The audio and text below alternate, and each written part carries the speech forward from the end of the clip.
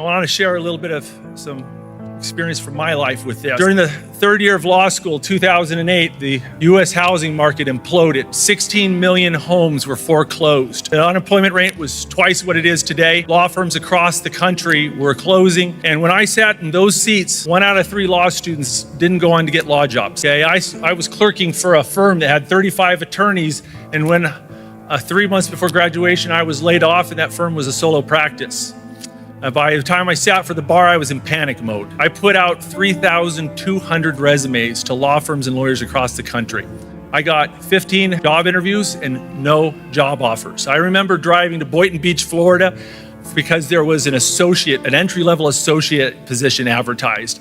And I remember interviewing for this, and the partner points out the door at a well-dressed professional woman in her 50s who was being trained to make copies and run the coffee machine. She goes, "See that woman there?" I go, "Yeah." She goes, "That's our new receptionist. She's a licensed attorney with 20 years of experience." 300 people applied for her job, many of them licensed attorneys. "Why do you think you deserve to get an associate position?" And I looked her dead in the eye and said, "Because I am very, very good looking."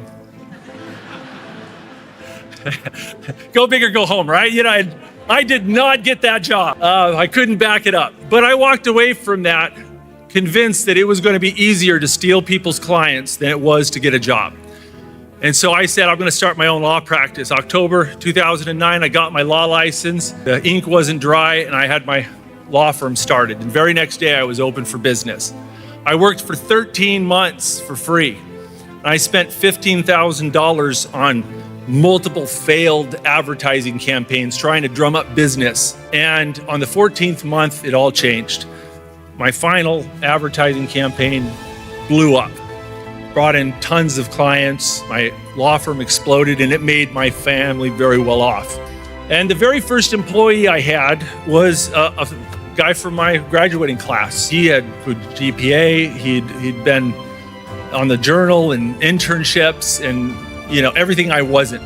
And I was graduated second from the bottom of my class, and I was the weird dude who was always fishing instead of studying, and I was a hot mess as a student. And I've spent a lot of time thinking about the differences in trajectory, and I'm convinced it's not skill and it's not intelligence that prevented him from doing what I did. It was money. I had money in the bank, and he had debts. I could afford to work for free for 13 months. I could afford to take risks.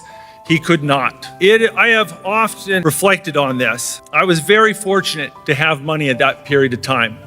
I had been given an opportunity to work construction in Alaska and raised by good people who taught me to save and invest aggressively. And I was fortunate enough to marry a wonderful woman who also worked hard and saved money.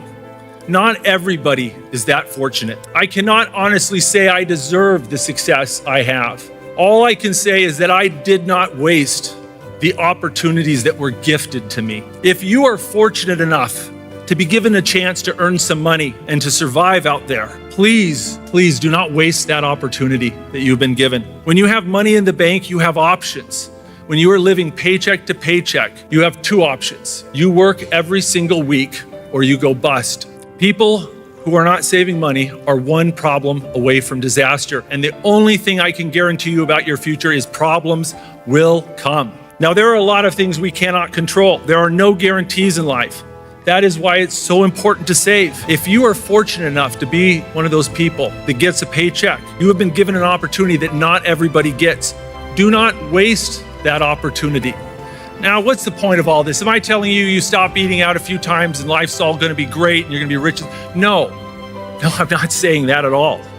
I do not know what we are going to have to do to survive the next 40 years, but I can tell you that your odds of success are much, much greater if you spend less than you make and you save money aggressively.